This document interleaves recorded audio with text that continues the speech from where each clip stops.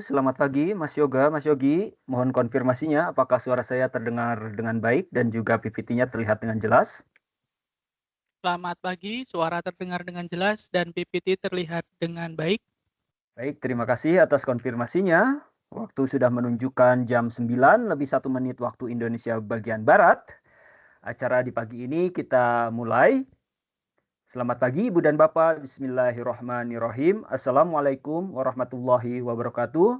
Salam sejahtera bagi kita semua. Salam Om Swastiastu, Namo Buddhaya, dan salam kebajikan. Kami sampaikan terima kasih kepada Ibu dan Bapak serta rekan-rekan semua yang menyempatkan hadir walaupun di hari Minggu, hari libur, weekend, menyempatkan hadir untuk mengikuti salah satu acara atau program yang biasa kita lakukan di Minggu pagi jam 9 waktu Indonesia Barat, yaitu Spektroskopi School. Di mana Spektroskopi School merupakan salah satu program edukasi dari Nexus Analytics Indonesia, yaitu masih di bawah The Nexus Academy, program The Nexus Academy. Semoga Ibu dan Bapak selalu dalam keadaan sehat, dimudahkan rezekinya, dimudahkan segala urusannya, dan semoga bangsa kita menjadi bangsa yang tetap utuh dari Sabang sampai Merauke, dari Pulau Miangas sampai Pulau Rote.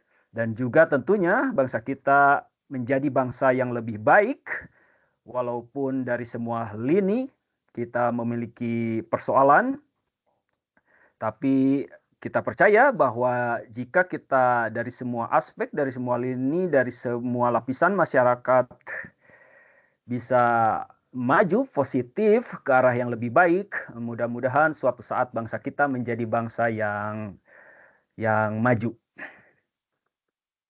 Hari ini kita akan lanjutkan Spektroskopi School, program Spektroskopi School dengan kita akan membahas topik yaitu liquid chromatography atau lebih spesifiknya high performance liquid chromatography atau biasa kita persingkat sebagai HPLC atau HPLC. Sebagai informasi, program Spektroskopi School kita sudah membahas berbagai topik, baik itu dominasi dari spektroskopi dan juga non-spektroskopi, yaitu nuclear magnetic resonance atau NMR, ada electron spin resonance, ada UV phase absorbance spectrophotometer, photoluminescence spectroscopy, transient absorption spectroscopy, near IR spectroscopy, IR spektroskopi atau mid IR spektroskopi dengan teknik pengolahan sinyal Fourier transform dikombinasikan dengan Michelson interferometer yang biasa kita kenal sebagai FTIR spektroskopi. Kemudian juga kita sudah membahas salah satu spektroskopi dengan menangkap fenomena inelastic light scattering yang kita kenal sebagai Raman spektroskopi. Kemudian kita sudah membahas elastic light scattering spektroskopi, atomic fluorescence spektroskopi, laser induced breakdown spektroskopi, X-ray fluorescent, X-ray photoelektron spektroskopi, XPS dan juga UV photoelektron spektroskopi, ada impedance flow cytometry, dan terakhir minggu kemarin kita sudah membahas terkait X-ray diffraction atau XRD, di mana XRD memang tidak diklasifikasikan sebagai spektroskopi karena hanya merupakan fenomena diffraction saja. Nah, hari ini kita akan membahas teknik kromatografi yang lebih spesifiknya liquid chromatography, di mana sebetulnya mungkin ini juga tidak diklasifikasikan sebagai spektroskopi, namun ketika sampel setelah disparasi atau dipisahkan oleh kolom kromatografi, kemudian harus dideteksi menggunakan teknik spektroskopi, entah itu UV phase absorbance spektroskopi, kemudian ada photoluminescence spektroskopi atau fluorescence spektroskopi, dan lainnya. Kita juga akan membahas berbagai topik yang lain seperti chromatografi yang lain, yaitu GC, gas chromatography dengan berbagai detektor, termasuk juga detektor mass spektroskopi, ada microwave spektroskopi, Brillouin spektroskopi, di mana Brillouin spektroskopi merupakan salah satu spektroskopi yang menangkap inelastic light scattering layaknya Raman. kemudian Auger Electron Spectroscopy, ada Magneto Optical Kerr Effect atau MOCE, ada Transmission Electron Microscopy. Jadi kita akan membahas terkait elektron mikroskopi, baik itu Transmission Electron Microscopy ataupun Scanning Electron Microscopy, atau combination antara scanning dan juga tunneling electron microscopy. Di level mikroskop, kita juga akan membahas scanning tunneling microscopy, yaitu STM. Kemudian ada atomic force microscopy, scanning probe microscopy. Ada micro X-ray fluorescence spectroscopy, X-ray microcompute, tomography, accelerator mass spectroscopy, dan lainnya. Acara spektroskopi ini kita agendakan berakhir pada pertengahan Desember, di mana pertengahan Desember kita akan melakukan ujian online. Tentunya siapa saja yang bisa mengikuti ujian online, yaitu para peserta yang pernah mengikuti atau hadir di acara Spektroskopi School. Walaupun acara ini kita tidak menyediakan daftar hadir, by system menggunakan Teams, bagi para peserta yang hadir itu sudah terrecord. Kemudian di pertengahan Desember kita akan melakukan ujian online, di mana kita sudah siapkan 3 tropis Spektroskopi School bagi pemenang 1, 2, dan 3 yang berhasil menjawab pertanyaan paling cepat dan juga paling banyak benarnya. Kemudian juga ada hadiah yang menarik bagi pemenang 1, 2, dan 3. Kemudian bagi para peserta yang berhasil melewati skor minimal 70% menjawab pertanyaan dengan benar, maka akan diberikan e-sertifikat. Jadi e-sertifikat tidak kami berikan kepada para peserta di tiap sesi. Jadi kita memberikan e-sertifikatnya berdasarkan kelulusan. Jika Ibu dan Bapak belum bergabung dan ingin bergabung supaya tidak terlewat aktivitas kami, yaitu Spektroskopi School dan lainnya, silakan scan 2D barcode yang tampil di layar. Baik, untuk menghemat waktu, hari ini kita akan membahas beberapa hal. Yang pertama tentunya chromatography, dilanjutkan dengan lebih spesifik liquid chromatography, atau lebih tepatnya high performance atau high pressure liquid chromatography, HPLC. Kemudian sample preparation, information dari HPLC chromatogram. Kemudian diakhiri dengan aplikasi. Terkait dengan chromatography, tentunya ini bermula dari eksperimen yang dilakukan oleh ilmuwan Rusia, botanis Rusia, yaitu Mikhail Shved. Jadi pengejahannya banyak. Pada tahun 1903, di mana beliau memisahkan pigmen tanaman, yaitu klorofil dan juga karotenoid, menggunakan gelas kolom yang diisi oleh kalsium karbonat CaCO3. Teknik pemisahannya, jadi beliau menggunakan gelas kolom, dimasukkan kalsium karbonat, kemudian diisi oleh namanya mobile phase atau liquid, sebagai contoh misalkan water, kemudian pigmen dari tanaman tersebut yang sudah dalam bentuk liquid dimasukkan ke atas gelas kolomnya. Nah, mencengangkan pada waktu itu jadi plant pigmentnya itu bisa dipisahkan. Jadi terjadi interaksi antara mobile phase dan juga stationary phase. Stationary phase dalam hal ini adalah kalsium karbonat di dalam kolom gelasnya. Terkait dengan chromatografi, tentunya nama ini diambil dari nama Yunani, di mana chroma yang berarti color, graphein artinya menulis, jadi menulis warna. Kemudian tentunya dari eksperimen Mikhail Shved ini cikal bakal untuk pembuatan chromatografi, kolom chromatografi tentunya. Nah, kemudian dilanjutkan oleh dua ilmuwan yaitu Martin dan juga Sink, di mana mereka bereksperimen mengembangkan chromatografi partition untuk memisahkan senyawa dengan sistem liquid-liquid system. Kemudian pada tahun 1944 mereka berhasil memisahkan asam amino. Kemudian pada tahun 1952 mereka memenangkan hadiah Nobel untuk penelitian tersebut di bidang kimia. Terkait dengan kromatografi, apa itu kromatografi? Tentunya ini merupakan analytical teknik analisis di mana digunakan, instrumen ini bisa digunakan, teknik analitik ini bisa digunakan untuk memisahkan, tentunya memisahkan kompon atau senyawa, kemudian mengidentifikasi tentunya karena nanti terjadi perbedaan retention time ketika ditangkap oleh detektor selama si senyawa tersebut terpisah dari kolom ketika kita injeksikan sampai menuju detektor.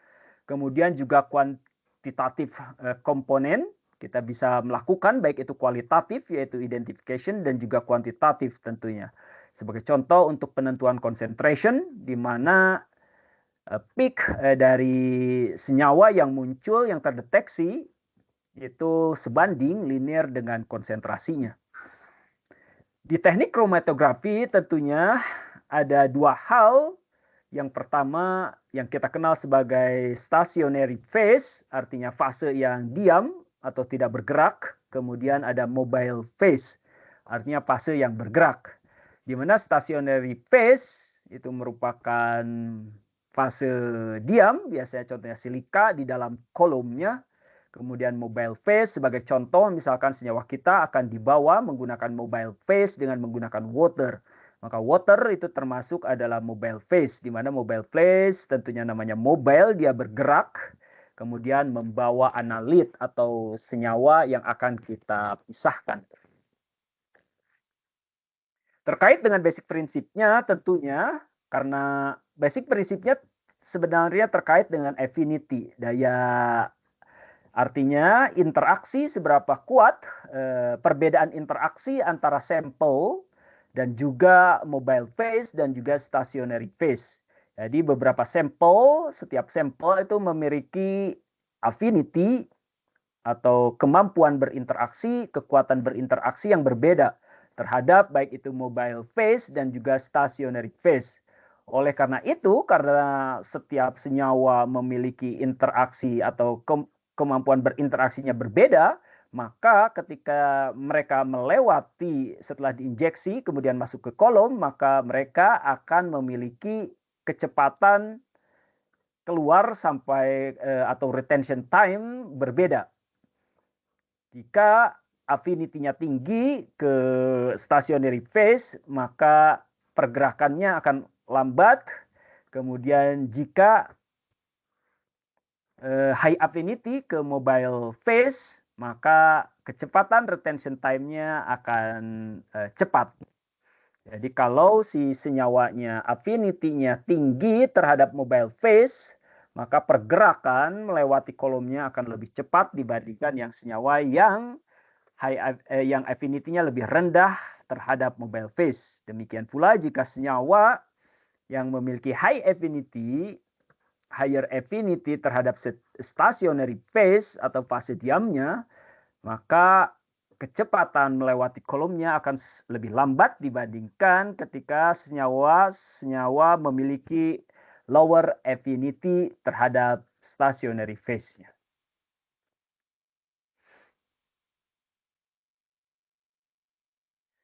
Terkait dengan tipe-tipe kromatografi tentunya banyak. Hari ini kita hanya membahas liquid chromatography, di mana mobile phase-nya itu liquid, kemudian stationary phase-nya itu solid. Selain liquid chromatography, kita juga ada berbagai chromatography seperti GC, di mana perbedaan dengan LC, kalau GC mobile phase-nya itu gas, kemudian kalau stationary phase-nya bisa solid atau liquid coated.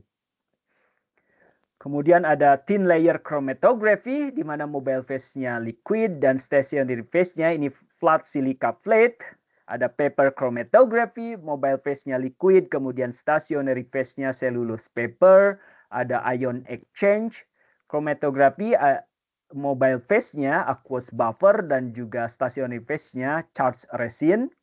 Ada SEC, size exclusion, di mana mobile phase-nya liquid, Kemudian stationary phase-nya porous gel, dan ada affinity chromatography di mana mobile phase-nya liquid dan juga stationary phase-nya specific ligand. Kita masuk terkait dengan liquid chromatography. Dalam hal ini, hari ini kita membahas high performance liquid chromatography. Terkait dengan HPLC atau kependekan dari high performance liquid chromatography, sama ini merupakan teknik yang sangat powerful baik di level industri dan juga di level akademik. Di mana teknik ini kita bisa gunakan untuk memisahkan, mengidentifikasi, dan juga mengkuantifikasi komponen-komponen dari sampel mixture, campuran. Tentunya sampelnya karena liquid-liquid interaksinya yang membawanya juga liquid, tentunya sampelnya harus dalam bentuk liquid. Terkait dengan HPLC, tentunya prinsipnya sama berdasarkan interaksi antara mobile phase dan juga stationary phase-nya. Di mana komponen-komponen memiliki affinity atau level interaksi yang berbeda terhadap stationary dan juga mobile phase-nya. Dari sana tentunya mengakibatkan terjadinya perbedaan retention time atau waktu yang dibutuhkan ketika si kompon mulai masuk ke kolom sampai tentunya melewati kolom. Tentunya ketika melewati kolom kita tidak bisa mendeteksi keberadaan komponnya, berarti kita butuh detektor. Jadi waktu yang dibutuhkan ketika si kompon tersebut masuk ke kolom HPLC, kemudian keluar, kemudian ditangkap oleh detektor, itu namanya retention time. Sebagai contoh di sini, misalkan ada 3 komponen yang berbeda, tiga senyawa yang berbeda, kemudian masuk bareng bersama mobile phase, di mana di sini ada kolom berisi yang warna merah ini menunjukkan material stationary phase. Kemudian komponen tersebut karena terjadi perbedaan interaksi antara mobile dan juga stationary phase-nya, maka yang warna kuning ini keluar lebih dahulu, artinya terdeteksi lebih dahulu. Kemudian yang warna biru, kemudian yang warna ungu ini terakhir. Bagaimana HPLC ini bekerja? Tentunya jantung utamanya adalah yang pertama kromatografinya atau kolomnya. Jadi kita harus memiliki kolom. Kemudian tentunya si sampel akan dibawa oleh mobile phase, berarti kita membutuhkan mobile phase-nya. Tentunya mobile phase tidak bisa bergerak masuk ke kolom, kita membutuhkan pompa.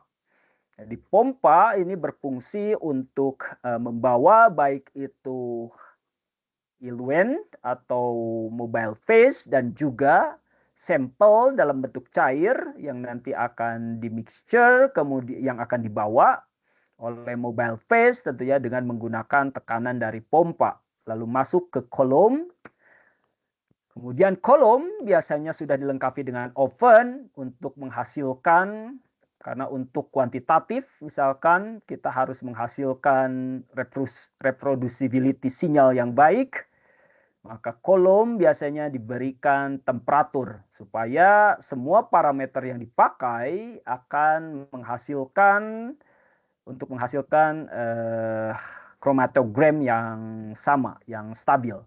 Kemudian nanti si kompon yang keluar dia akan ditangkap oleh detektor dan nanti sisanya jadi nanti akan dibuang ke pembuangan.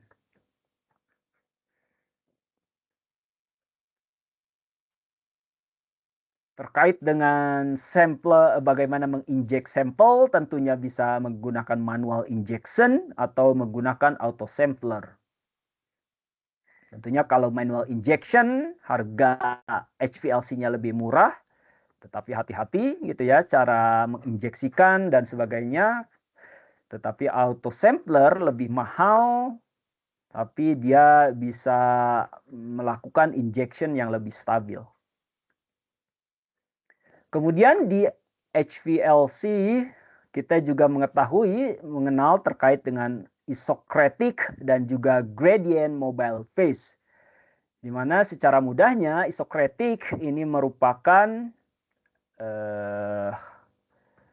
mode di mana single mobile phase yang digunakan dan tidak merubah komposisi dari mobile phase-nya.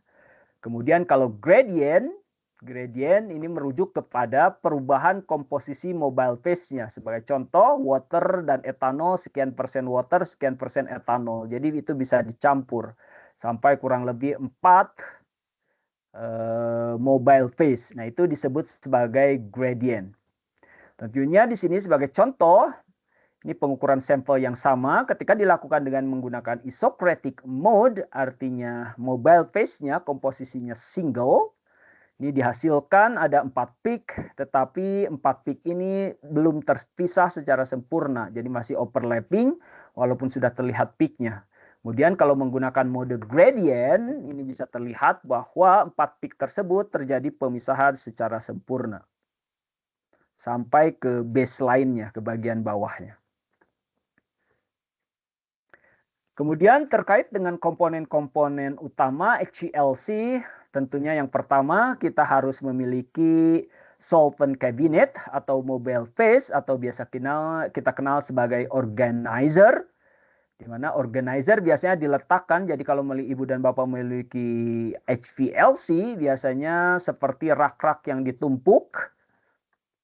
Rak-rak yang ditumpuk tersebut sebetulnya memiliki berbagai fungsi, walaupun bisa dibalik-balik. Jadi sebagai contoh di sini, HPLC dari Science Instrument, produsen HPLC asal Belanda.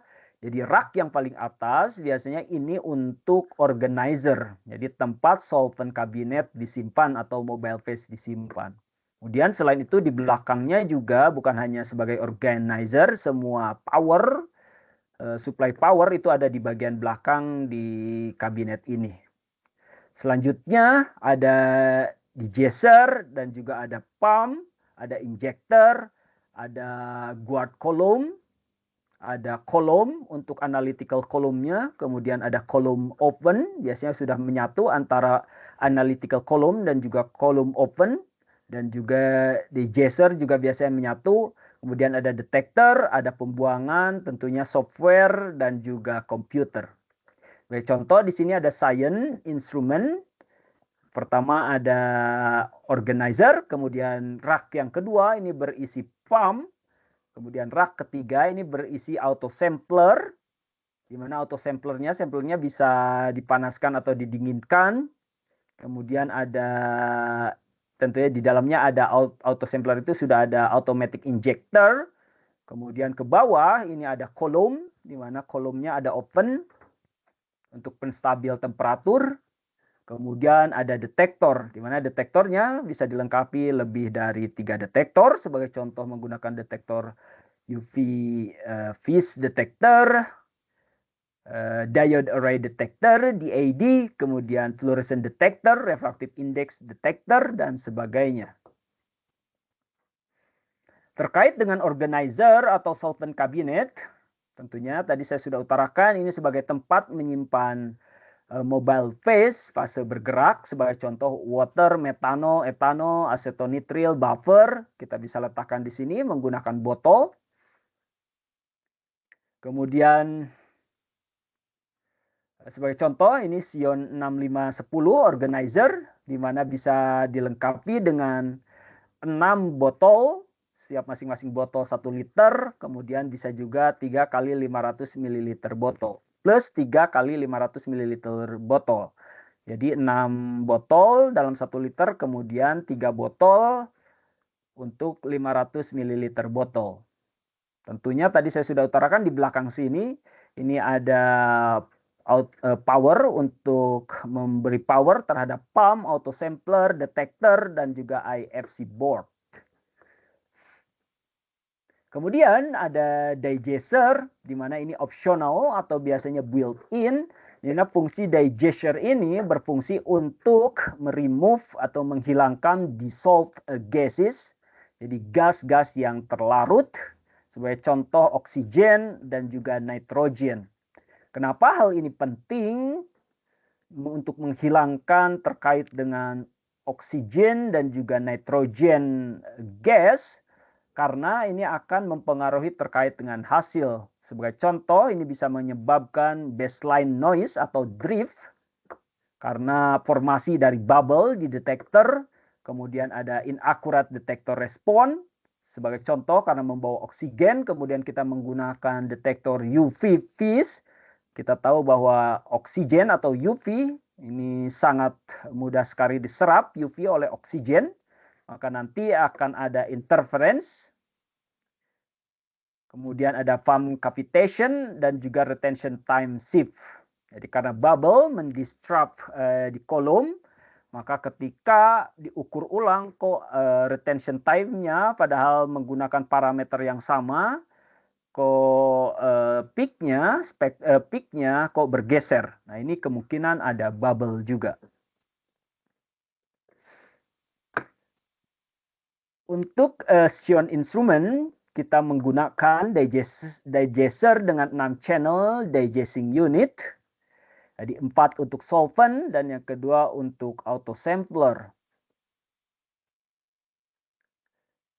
Kemudian terkait dengan komponen yang lain yaitu pump, makanya dikenal sebagai high pressure liquid chromatography atau high performance liquid chromatography karena menerapkan tekanan tinggi. Jadi terkait dengan pompa biasanya dikenal ada dua tipe pompa di HPLC. Yang pertama kita kenal sebagai binary pump dan yang kedua adalah quaternary pump. Jika binary pump secara mudahnya berarti pump ini bisa memixture jadi mencampur dua solvent saja, kemudian nanti masuk ke injektor dan nanti masuk ke kolom. Kemudian kalau quaternary pump namanya quarter berarti 4, ini bisa mencampur, mengkonvergenkan solvent dari 4 solvent itu sebanyak 4 solvent.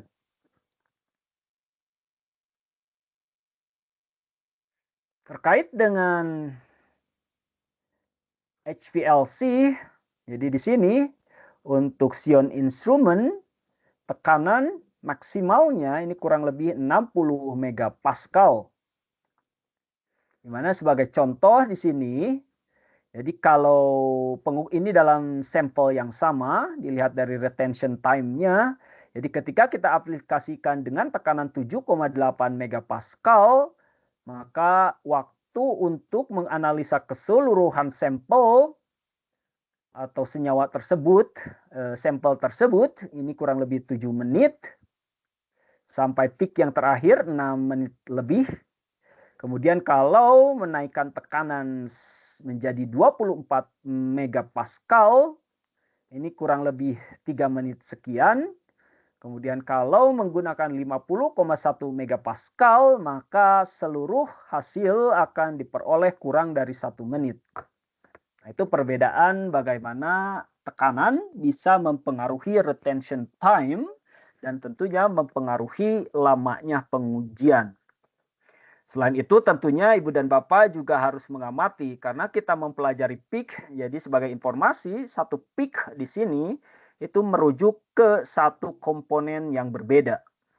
Jadi kalau di sini ada 1, 2, 3, 4, 5, 6, 7, 8, artinya ini ada 8 komponen yang berbeda yang dideteksi oleh HPLC. Tentunya kalau ingin melakukan identifikasi tentunya atau sampai quantification tentunya pemisahan antara peak juga penting. Jadi selain melihat kejelasan dari peak, sinyal to noise ratio, kemudian juga resolusinya, kita juga mengamati dan juga tentunya retention time-nya. Untuk injector, contohnya di auto sampler, jadi kita bisa melakukan injeksi dengan otomatis. Sebagai contoh di sini, kita bisa menggunakan contohnya 200 menggunakan botol files, 200 files, atau menggunakan bisa well flat, 96 well flat. Jadi di dalamnya, di auto sampler module ini, kita bisa gunakan 3 kali 96 well flat, atau 384 well flat sebanyak 3, atau 128 files dari 4 ml botol. Tentunya untuk syringe yang digunakan ini standarnya 100 mikroliter dan kita ada juga mengakomodasi yang lebih rendah volumenya.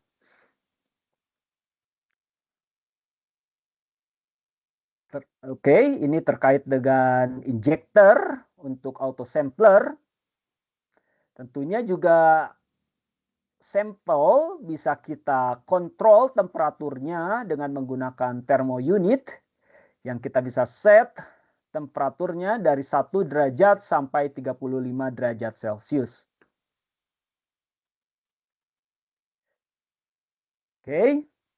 Kemudian kita juga bisa menginjek sampel secara manual, yaitu dengan menggunakan micro syringe dan juga dilengkapi dengan modul injector manual. Terkait dengan kolom, part yang lain tentunya ini yang utama juga, kolom, di mana HPLC kolom ini merupakan tabung yang dikemas, di dalamnya sudah ada partikel fase stationary, gitu ya, fase yang diam.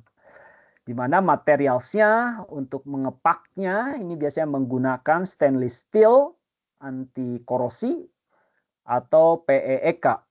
Kemudian terkait dengan materialnya biasanya menggunakan silica base material atau polymeric particle yang di-coating dengan spesifik fungsional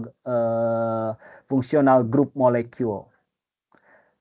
Ujung-ujungnya tentunya ini ada konektornya yang nanti akan menyambungkan ke selangnya, tubing dari auto sampler, kemudian nanti keluar menuju sistem optik untuk mendeteksinya. Di mana panjangnya biasanya ini berkisar antara 5 cm, 10 cm, 15 cm, sampai 25 cm. Dengan diameter bagian dalamnya ada yang 2,1 ml, ada 3 ml, ada 4,6 ml. Kemudian partikel size-nya, ukuran partikel yang ada di dalamnya sebagai stationary phase-nya ini berkisar 1,7 mikrometer sampai 10 mikrometer. Tentunya tipe kolom banyak sekali, mulai dari mode RP-HPLC atau Reverse Phase High Performance Liquid Chromatography. Stationary phase-nya biasanya non-polar, sebagai contoh C8, C18, dan juga silika. Nah, ini biasa digunakan untuk menganalisa komponen yang non-polar ke middle polar, jadi moderately polar.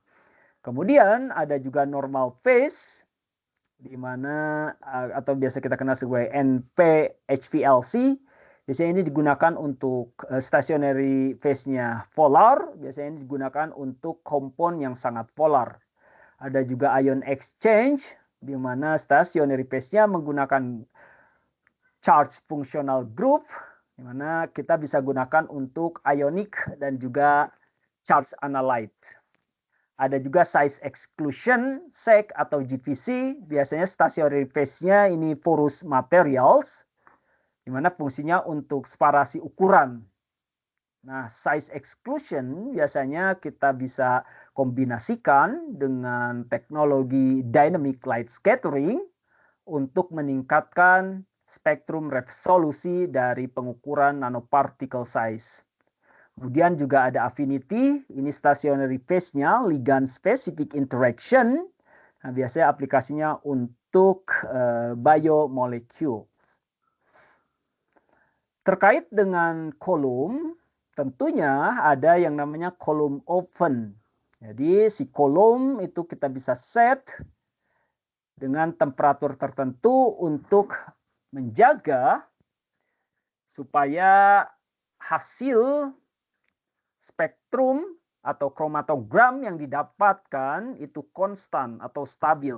Sehingga kita bisa gunakan baik itu untuk kualitatif dan juga kuantitatif analisis. Sebagai contoh di sini, jadi ada kolom, bayangkan ini di set di 30 derajat untuk senyawa yang sama. Kita peroleh ada 1, 2, 3, 4, 5, 6 peak dengan retention time seperti ini. Ketika kita naikkan temperatur menjadi 40 derajat Celcius, sama, masih ada 6 peak, retention time lebih cepat, tetapi ada 2 peak di sini yang mulai berdekatan. Jadi pemilihan temperatur, penggunaan kontrol temperatur untuk kolom itu sangat penting.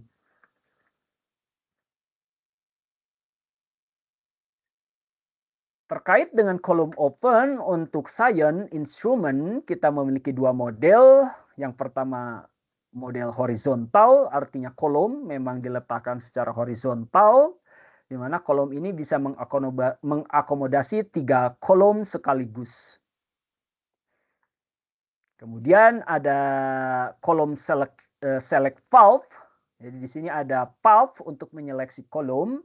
Jadi seperti yang tadi saya sudah infokan, berbagai macam kolom tipenya untuk bermacam-macam aplikasi. Jadi untuk instrumen ini kita bisa pakai bukan hanya 1 kolom, 2 kolom, sampai 3 kolom. Atau misalkan untuk kolom yang tujuannya misalkan untuk sebagai pengaman untuk kolom analitik. Jadi sebagai contoh misalkan ketika ibu dan bapak salah gitu ya menginjeksi, ternyata belum difilter banyak partikel besarnya gitu ya. Nah, itu kalau langsung ke kolom itu akan terjadi clogging ya, cepat merusak kolom. Kalau di kolom analitiknya biasanya ada juga kolom yang memang ditumbalkan gitu ya untuk membentengi kolom analitiknya. Terkait dengan kolom horizontal, tentunya di sini menggunakan pemanasnya Peltier heating, jadi menggunakan termoelektrik, di mana rentang temperatur yang bisa kita set dari 1 derajat sampai 85 derajat Celcius. Dengan temperatur stability-nya plus minus 0,1 derajat Celcius. Kemudian kolom juga bisa diletakkan secara vertikal.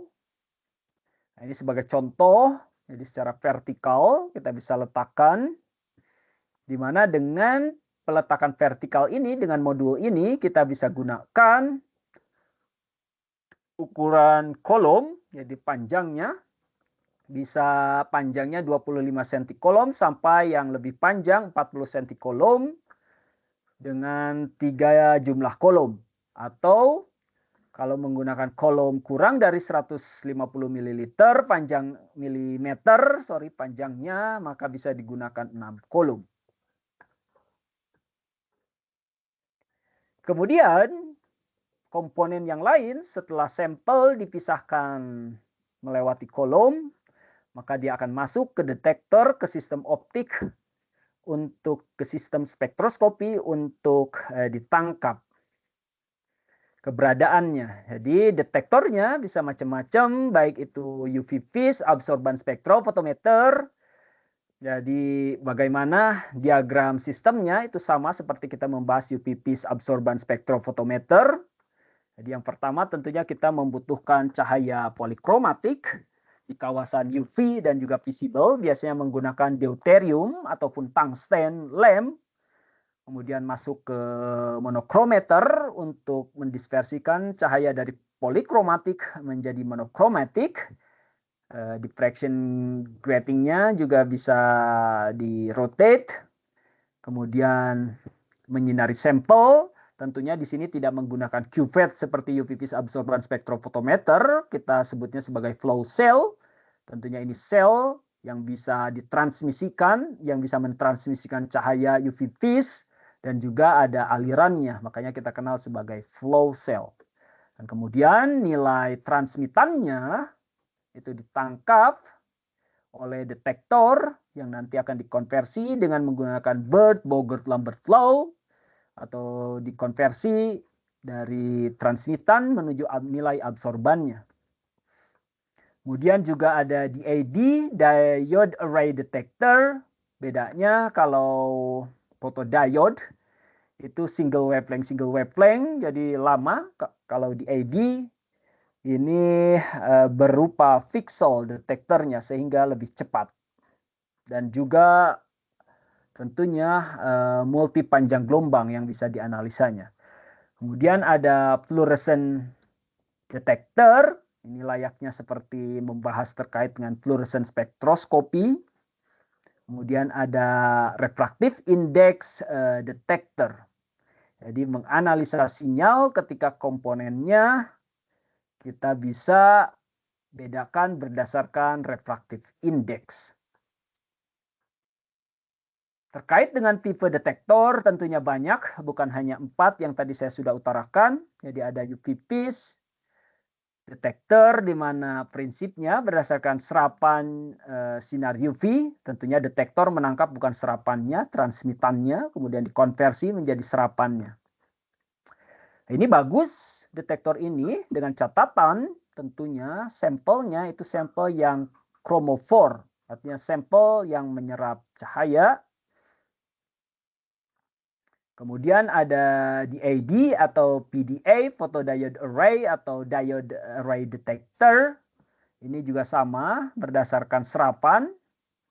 Kemudian ada Fluorescent Detector. Ini berdasarkan fenomena fluorescent, di mana tentunya sampelnya harus berfluorophore. Artinya setelah terjadi serapan harus memendarkan cahaya dari singlet state menuju ke ground state. Tentunya dibandingkan UV vis, kalau kita menggunakan teknik fluoresen untuk senyawa berpendar, ini sangat sensitif sensitivitasnya dibandingkan dengan UV vis. Bahkan dibandingkan dengan teknik yang lain selain teknik mass spektroskopi. Kemudian ada refractive index, di mana prinsipnya mengukur perubahan refractive index. Sebagai contoh, misalkan untuk sampel sugar, gula, alkohol, lipid, di mana untuk sugar tidak ada serapan, misalkan dengan menggunakan UV vis, maka bisa digunakan teknik refractive index. Kemudian ada evaporative light scattering, ELSD, di mana ini menggunakan light scattering dari dry particle seperti lipid, sugar, dan surfactant. Ada conductivity detector, ini mengukur ionic conductivity. Kemudian ada mass spektroskopi yang mengukur massa versus mengukur rasio massa versus charge-nya, di mana tentunya ini bisa kita gunakan untuk identification, complex mixture, trace analysis. Jadi kalau ingin di level di bawah ppb, mungkin bisa menggunakan mass spektroskopi. Kemudian kalau complex mixture atau identification, di mana kalau yang lain mengidentifikasinya harus menggunakan standar sampel. Kalau mass spektroskopi itu tidak memerlukan standar sampel karena biasanya sudah dilengkapi dengan database untuk identification materials.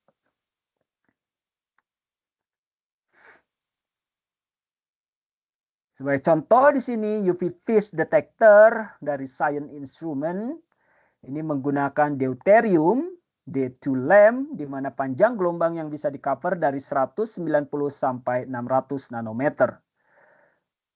Dengan menggunakan sel berkapasitas, jadi menggunakan sel, tidak menggunakan cuvette, flow cell kapasitasnya 12 mikroliter. Dengan tekanan, bisa menahan tekanan, cell pressure-nya 0,1 megapascal. Kemudian untuk diode array detector, pengukuran lebih cepat untuk absorban dari sampel, ini menggunakan elemen sebesar 1024 piksel, di mana cahaya yang digunakan ini kombinasi antara deuterium dan juga tungsten lamp untuk mengcover baik itu di UV 190 sampai 400 dan seterusnya sampai 900 nanometer dengan mengkombinasikan dengan tungsten lamp. Ada juga di dalamnya ada Hg lamp di mana fungsinya untuk pengecekan intensitasnya. Ada juga fluorescent detector, di mana fluorescent detector seperti di fluorescent spektroskopi, standar lampu untuk steady state-nya ini menggunakan xenon lamp.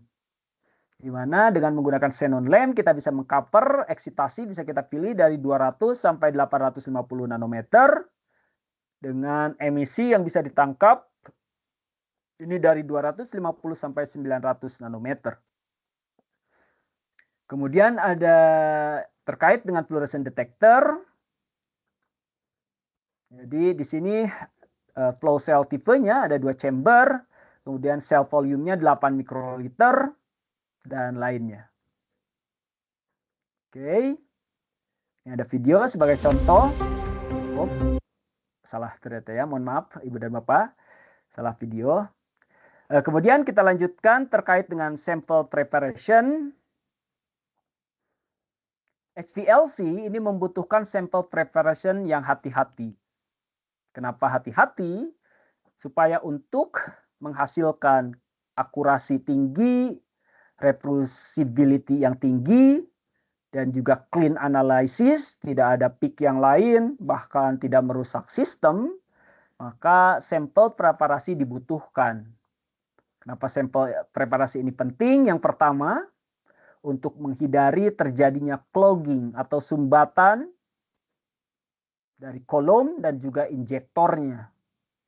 Jadi kalau Ibu dan Bapak misalkan ingin mengukur misalkan vitamin yang ada di buah, jus apel misalkan, tapi tiba-tiba cuma dibuat jus, di blender, kemudian diambil, kemudian diinjek langsung, nah itu bisa terjadi penyumbatan baik itu di injektor dan juga di kolomnya. Kemudian bisa mengurangi matriks interference kalau kita sampel preparasinya bagus. Jadi kita ingin menganalisa target compound, tentu kita harus mengetahui matriksnya dan kita harus meminimalkan efek matriksnya. Selain itu juga kita harus mempelajari kompatibilitas terhadap mobile phase-nya dari sampel kita. Apakah sampel kita kompatibel misalkan terhadap solvent A atau water base dan lainnya. Tentunya ini akan mengimprove akurasi, presisi, dan juga sensitivitas. Dan juga tentunya akan menghindari kerusakan dari sistem bukan hanya kolom tetapi detektor. Yang pertama, jadi sample collection. Jadi kita harus menggunakan kontainer atau wadah yang free kontaminasi atau bersih. Kemudian untuk sampel biologi bisa menggunakan agen stabilisasi. Kemudian ada kalanya, contohnya plasma, kita harus menyimpan sampelnya contohnya di minus 20 derajat Celcius. Yang kedua, sample dissolution atau extraction.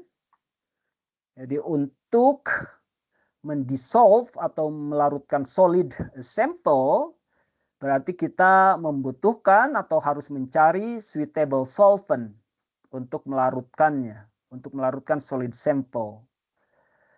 Jadi sebagai contoh, kalau untuk kompleks sampel, makanan, tanah, darah, ini biasa menggunakan teknik ekstraksi, baik itu liquid extraction, solid phase extraction, dan juga protein precipitation, contohnya untuk plasma. Sebagai contoh, kalau kita ingin mendissolve tablet atau powder, berarti kita bisa gunakan water, metanol, acetonitril. Tentunya water methanol acetonitril nanti yang digunakan untuk HPLC mobile phase-nya itu harus HPLC grade. Jadi harus benar-benar pure. 99 kalau bisa 100% pure. Kemudian untuk biological sample bisa menggunakan MeOH atau ACN. Lipid oil ini bisa menggunakan hexane, chloroform, kemudian yang lainnya. Yang ketiga, setelah kita memiliki sampel, ini yang paling penting jangan dilupakan. Itu harus difiltrasi. Karena kalau tidak difilter, ada partikel besar di atas ukuran sebagai contoh dari pori si kolom ataupun dari si injektor ukuran-ukuran besar, maka akan terjadi clogging, penyumbatan. Jadi kita harus memfilter, sebagai contoh menggunakan filter, syringe filter dengan ukuran 0,4 mikrometer ataupun 0,22 mikrometer atau 220 nanometer. Tentunya jangan lupa juga pemilihan filter. Ada filter yang bisa digunakan untuk organic solvent, ada digunakan untuk aqueous. Jadi organic solvent kita gunakan filter berbahan PTFE. Kemudian kalau aqueous dan juga mixture solvent kita bisa gunakan nilon. Kemudian low protein binding kita bisa gunakan filter berbahan VDF. Kemudian kita juga bisa melakukan centrifugation. Jadi kalau partikelnya besar-besar bisa kita centrifuge. Kemudian nanti diambil yang supernatannya, jangan yang endapannya. Diambil supernatannya, bagian tengah ke atasnya. Kemudian ada kalanya sampel kalau konsentrasinya tinggi, kita bisa dilute menjadi konsentrasi rendah. Terutama untuk misalkan kuantitatif analisis supaya berada di rentang kalibrasi range-nya. Kemudian kalau low concentration bisa kita tingkatkan seperti menggunakan evaporator dan lainnya. Selain itu juga terkait dengan preparasi sampel, ada kalanya kita membutuhkan adjustment dari pH keasaman. Sebagai contoh misalkan untuk ionizable compounds, senyawa-senyawa yang dapat terionisasi, kita bisa adjust pH-nya untuk mengoptimumkan solubility, retention, dan juga stability. Sebagai contoh, kita bisa atau common buffer gitu ya, menggunakan fosfat, format, asetat. Selain itu juga setelah menyiapkan sampel untuk memasukkan ke autosampler files, kita jangan lupa menggunakan files yang bersih tentunya, di mana berbahan glass ataupun polypropylene files dengan teflon, tutup teflonnya. Di mana untuk memastikan tidak ada air bubble, kemudian bersih, dilabeli, dan lainnya. Beberapa hal biasanya kesalahan yang sering terjadi. Jadi ketika menggunakan HPLC, jadi sampel tidak difilter terlebih dahulu. Kemudian menggunakan immiscible solvent. Kemudian melewatkan mengadjust pH untuk ionizable analyte atau sampel yang dapat terionisasi. Kemudian menginjek terlalu banyak volume dengan manual ya. Itu menyebabkan band atau peak-nya menjadi lebih lebar. Alhasil kalau dilakukan kuantitatif, maka ketika melebar, karena kuantitatif analisis lebih ideal adalah mengukur luas area di bawah peak-nya, maka itu akan berbeda. Nah, ini salah satu kelebihan ketika kita menginjek menggunakan sistem otomatik, jadi tidak terjadi kelebihan atau kekurangan volumenya. Kemudian tentunya karena analyte atau sampel kita dibawa oleh mobile phase, Tentunya mobile phase atau solvent yang digunakan itu harus memiliki HPLC grade. Artinya tidak banyak kontaminannya. Tipsnya tentunya selalu gunakan solvent dengan grade HPLC dan juga reagennya. Kemudian prepare sampel yang segar sebelum digunakan. Kemudian ukur blank dan juga kontrol sampel untuk memverifikasi sistemnya.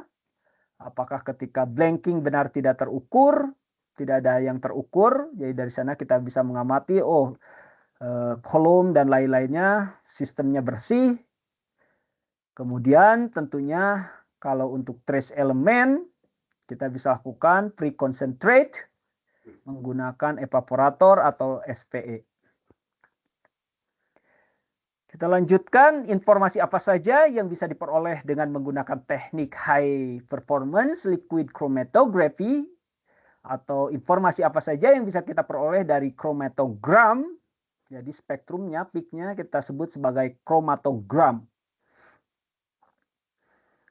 Terkait dengan chromatogram di HPLC, sumbu X-nya ini namanya retention time dalam satuan menit.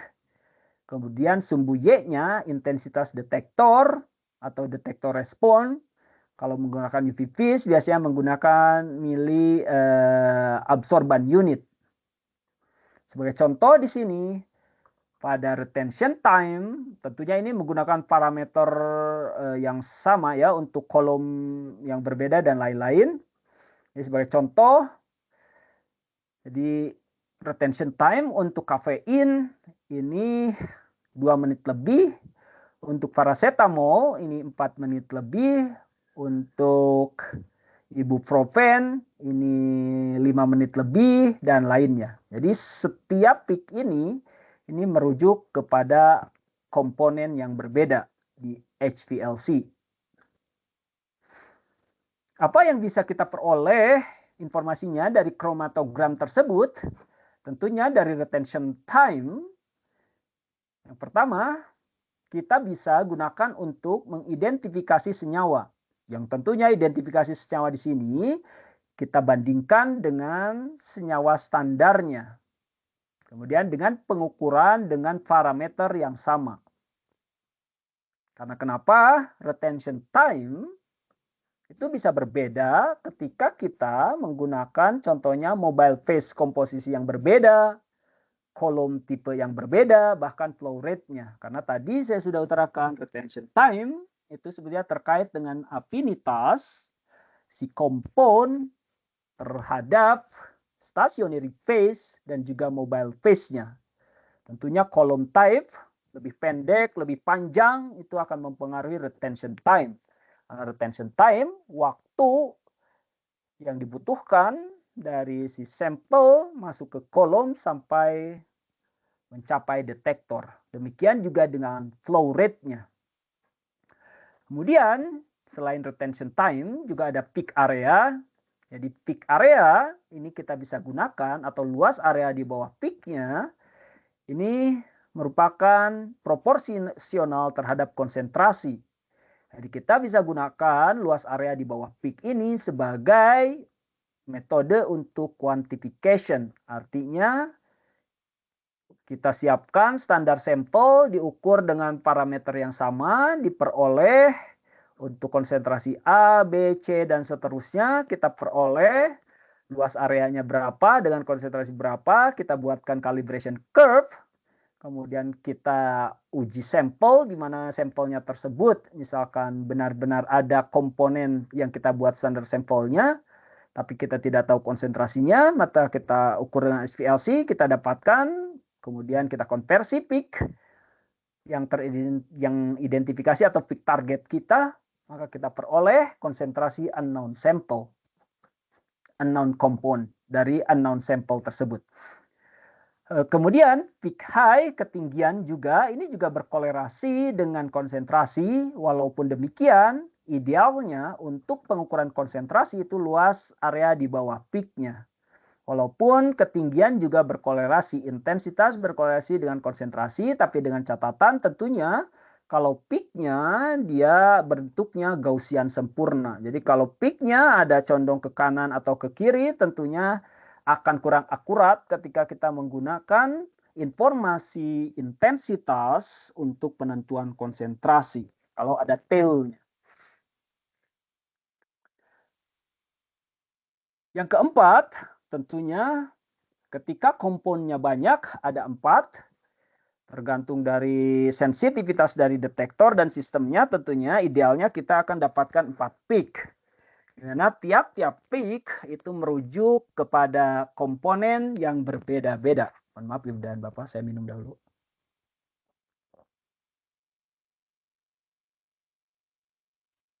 Kemudian yang kelima, bentuk peak. Di mana bentuk peak, kalau idealnya itu berbentuk simetris, berbentuk Gaussian. Jadi kalau kita lipat, dia seperti mirrornya. Distribusinya Gaussian. Ya, pertanyaannya, Pak, kenapa HPLC peak-nya itu atau spektrum atau histogramnya itu dia berbentuk spektrum seperti ini, tidak berbentuk garis gitu ya. Karena kita di sini berbicara terkait dengan distribusi, jadi statistik.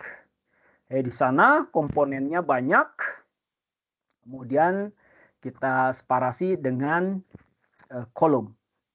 Yang pada intinya peak yang ideal itu simetrik dan juga tajam seperti Gaussian, bentuk Gaussian. Jika peak-nya bentuknya tidak tajam, tailing, fronting, broadening, nah itu mengindikasikan berbagai hal. Jadi sebagai contoh ada tailing, ini strong sample, jadi strong sample interaksi antara stationary phase dan juga sampelnya. Kemudian kalau ada fronting, ini overload column atau permasalahan injeksi. Kemudian kalau broadening, melebar, ini kemungkinan slow mass transfer atau large injection volume, volume injeksinya banyak. Ada juga resolution, jadi resolusi merujuk kepada seberapa terpisah peak yang muncul di HPLC. Semakin terpisah tentunya kita bisa membedakan dua kompon yang berbeda dibandingkan kalau HPLC-nya dia tidak bisa memisahkan dua peak yang berdekatan. Sebagai summary terkait dengan retention time, tentunya ini untuk compound identification, peak area terkait dengan konsentrasi, jumlah peak terkait dengan jumlah komponen atau analit dalam sampel, peak shape, ini terkait dengan efisiensi, kolom, dan lainnya, kondisi, resolution, ini terkait dengan kualitas pemisahan antar analit, antar kompon, dan lainnya. Ini sebagai contoh ada video.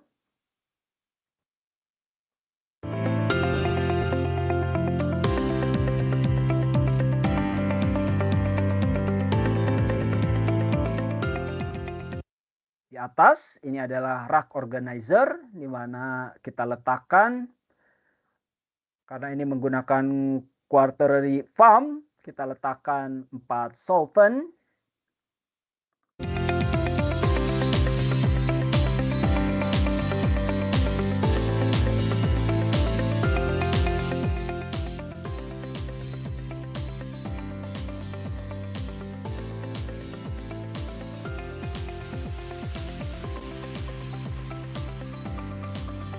Di mana maksimal pressure yang bisa kita berikan ini 60 megapascal.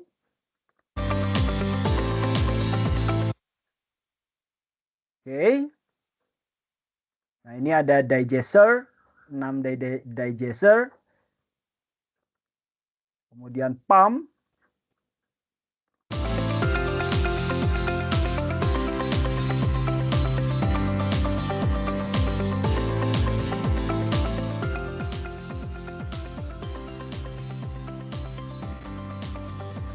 Kita Kita bisa menggunakan juga metode gradient, yaitu dengan mencampur-campurkan solvent. Tadi saya sudah utarakan, di mana gradient unit ini bisa kita gunakan baik itu binary dan juga quaternary form.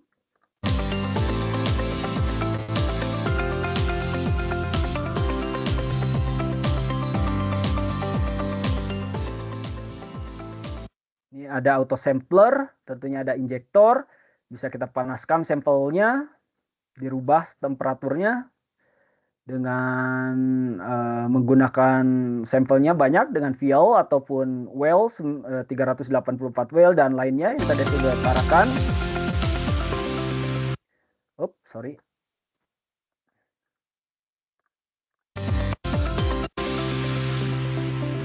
Nah, ini adalah injektor. Bagaimana dia mengambil sampel nantinya, kemudian diinjeksikan. Setelah itu dibersihkan, ngambil sampel yang lain misalkan.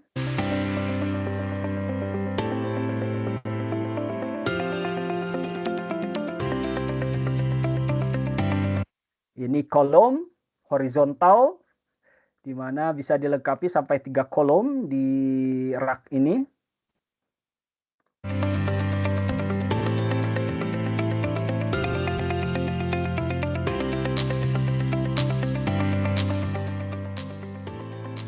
Kemudian detektor, bisa dilengkapi dengan berbagai detektor. Tentunya, misalkan UV, tidak semua senyawa, misalkan kalau tidak aktif, tidak ada serapannya, tapi berfluoresen, bisa kita gunakan fluorescent detektor, refractive index detektor, dan lainnya.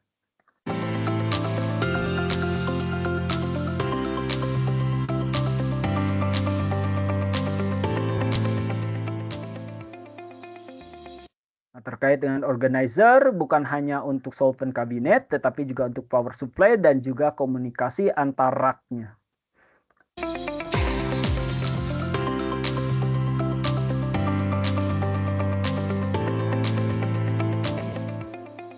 Tentunya dari sisi software, sebagai contoh di sini, kalau di industri farmasi, tentunya ini harus compliant terhadap 21 CFR Part 11. Kemudian kalau instrumennya banyak, ada GC dan lainnya, kita bisa integrasikan menggunakan Compass CDS.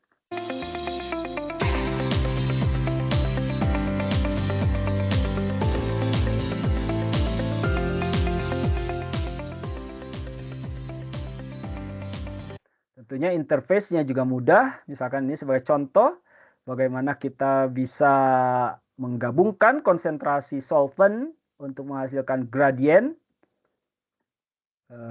kontrol atau kontrol temperatur, dan juga berbagai halnya.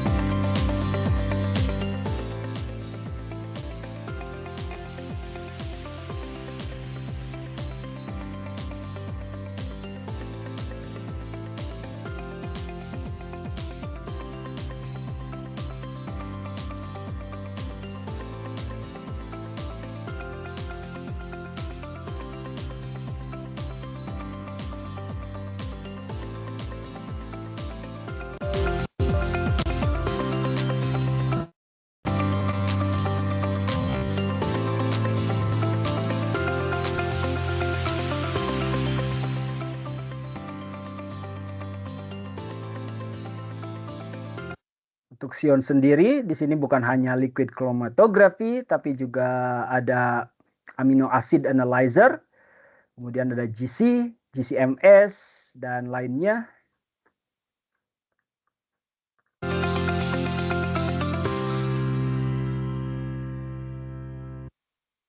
Baik, kita lanjutkan ke aplikasinya. Tentunya aplikasi HPLC ini sangat luas, bisa diterapkan di industri farmasi, kemudian di klinik, dan juga biomedik, food and beverage, kemudian environmental analysis, chemical and petrochemical, biotechnology and biopharmaceuticals, forensics and toxicology, kosmetik dan juga personal care. Kemudian ada quality assurance, kemudian ada juga di akademik tentunya, di research. Sebagai contoh di industri farmasi, HPLC biasa digunakan contohnya untuk identifikasi drug atau obat dan juga purity-nya, pengetesan kemurnian dari obat. Kemudian untuk mendeteksi active pharmaceutical ingredient atau API, ingredient aktif bahan farmasi. Kemudian bisa mempelajari impurity, profiling, dan juga degradation product detection. Jadi kalau produknya terdegradasi, misalkan terbentuk senyawa lain juga bisa dissolution testing, stability study, kemudian bioequivalent dan lainnya. Sebagai contoh, pharmaceutical tablet assay, di penentuan seberapa persen, dan juga deteksi ketidakmurniannya.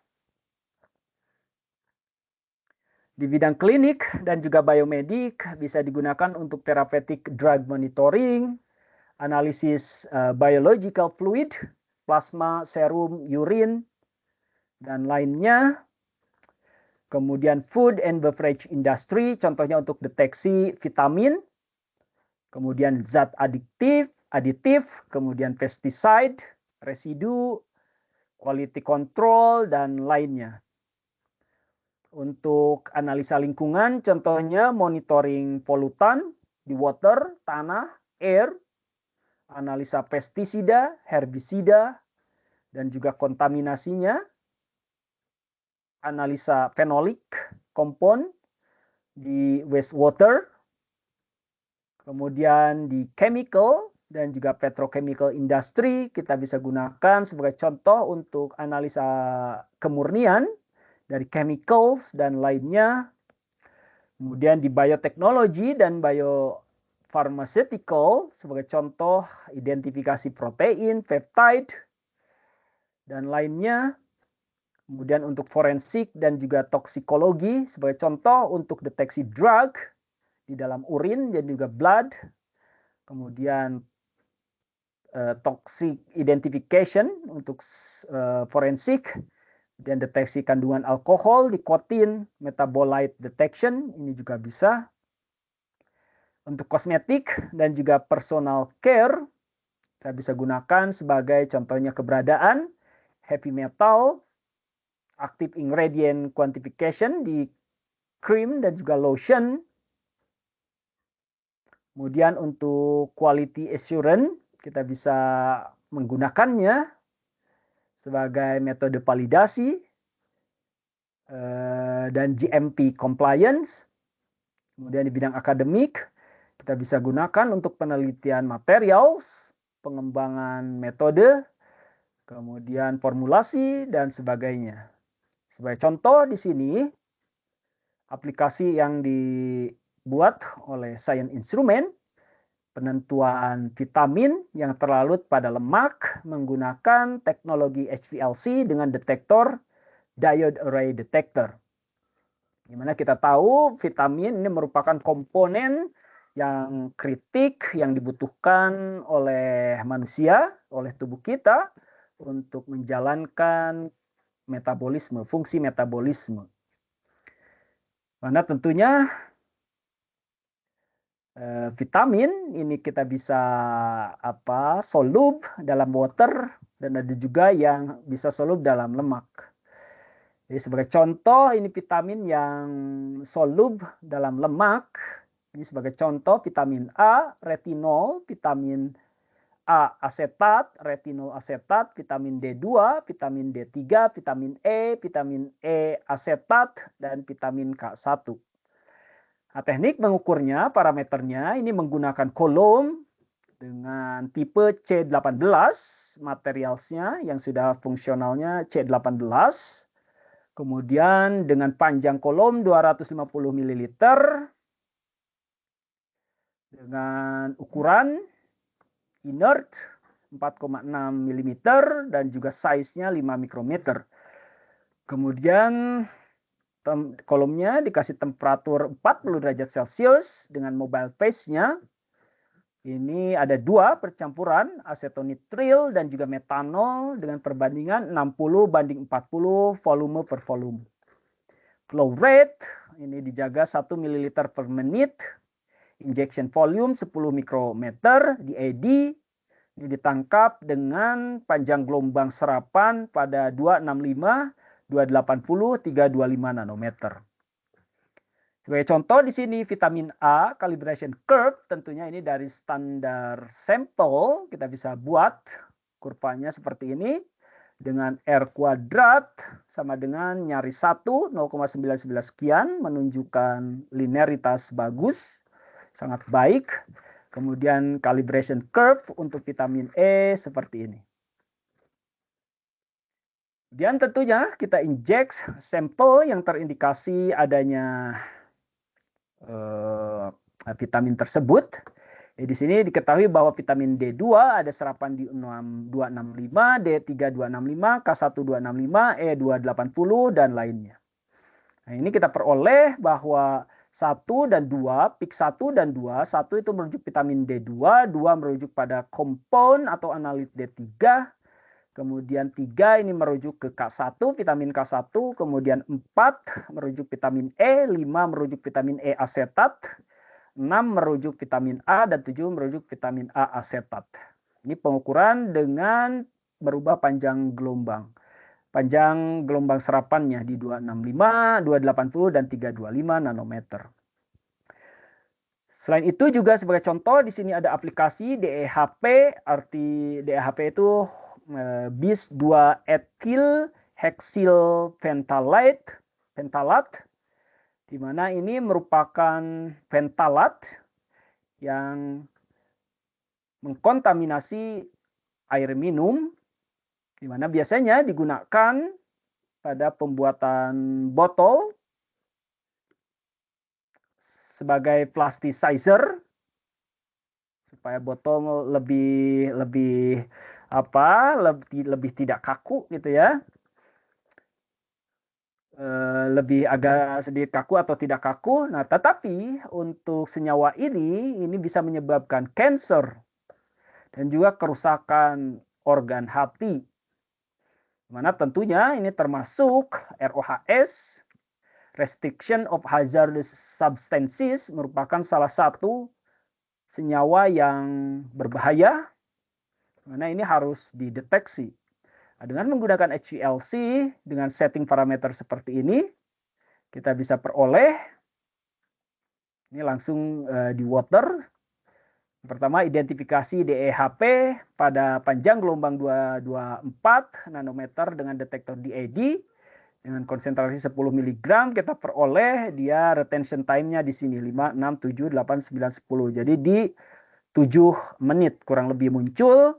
Kemudian calibration curve dengan standar DEHP kita bisa buat dari 0,1 mg per liter sampai 100 mg per liter.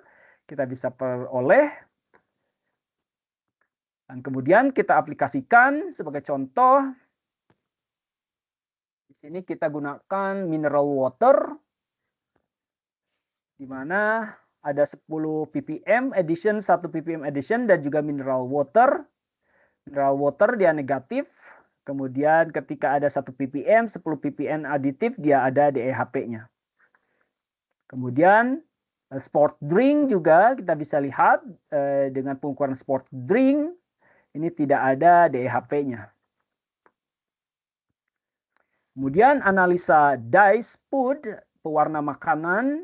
Jadi kenapa pewarna makanan itu digunakan? Untuk meningkatkan tentunya dibandingkan dengan natural pewarna, biasanya lebih pucat. Jadi kita biasanya produsen makanan gunakan pewarna makanan. Tentunya pewarna makanan di sini juga hati-hati karena beresiko terkait dengan kesehatan.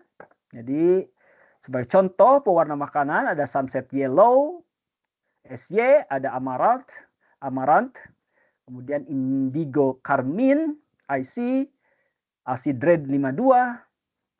Kemudian kita tahu dia memiliki serapan di panjang gelombang ini Sebagai contoh di sini ada BB atau Brilliant Blue, standar calibration curve.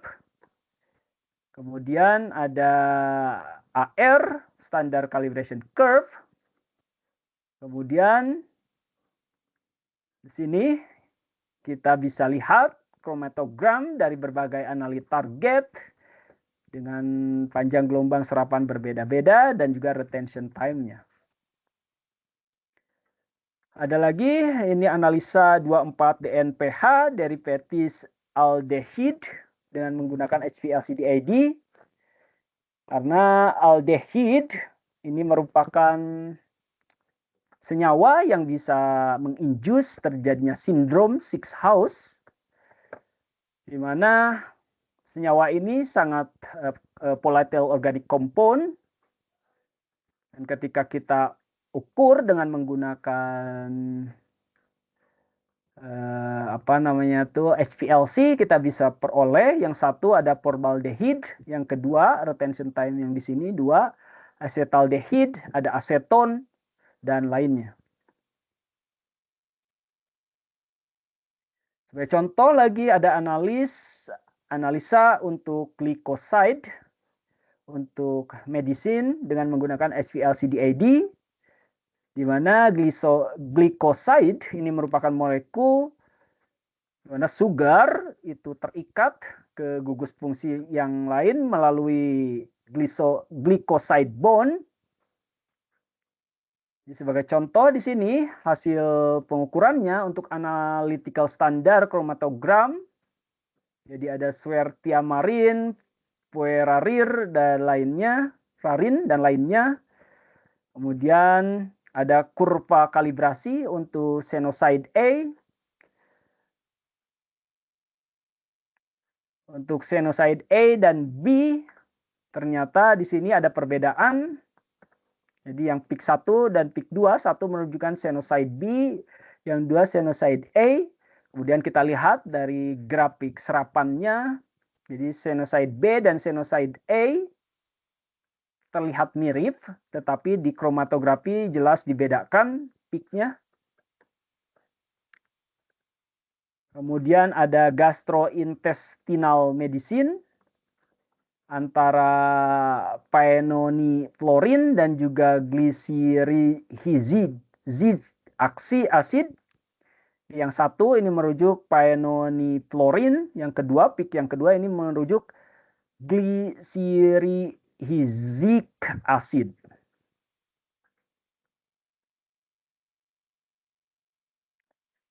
Kemudian juga pendeteksian catesin dengan menggunakan HPLC detektor UV. Sebagai contoh di sini ada galokasetin, galokatesin galat dan lainnya, kafein. Sini. Kemudian sebagai contoh ini calibration curve untuk epigalokatesin dengan konsentrasi 1 sampai 50 mg per liter. Kemudian ada konsentrasi dari kafein, calibration curve 1 sampai 200 ml. Jadi dengan mengukur komponennya untuk green tea, apakah green tea ada kafeinnya atau tidak, jadi diperoleh yang peak yang ketiga ini kafein kafein dan komponen lainnya. Jadi 1 sebagai GC, kemudian 2 EGC, 3 C, 4 kafein dan lainnya.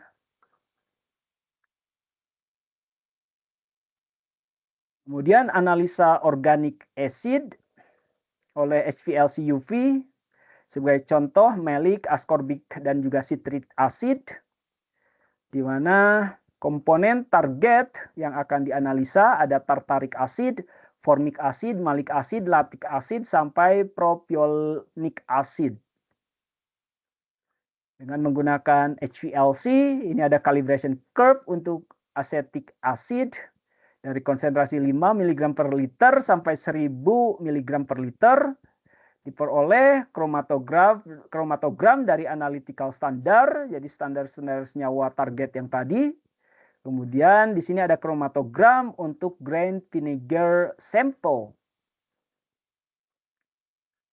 Dan juga di sini ada kromatogram untuk apple cider vinegar sample. Jadi yang 5 ini bertepatan dengan yang ini ya, komponennya. Ya. Jadi yang 5 itu merujuk ke acetic acid. Jadi ada acetic acid di grain vinegar sample. Kemudian ada yang 6 itu proglutamic acid.